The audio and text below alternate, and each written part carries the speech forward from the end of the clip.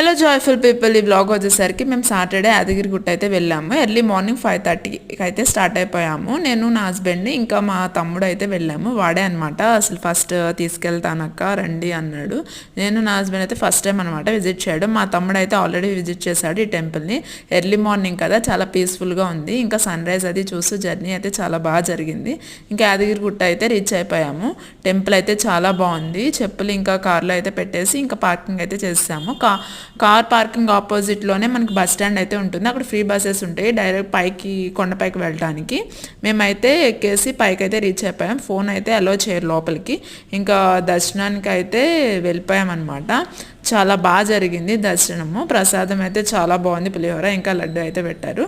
Temple బయట జామకాయలు అమ్ముతున్నారు, చాలా స్వీట్ ఉన్నాయి. మీరు వెళ్ళినప్పుడు మాత్రం ఖచ్చితంగా తీసుకోండి. ఇంకా నేను మామిడికాయ కూడా తీసుకున్నాను, చాలా బాగున్నాయి, చాలా స్వీట్ ఉన్నాయి. Thank you for watching.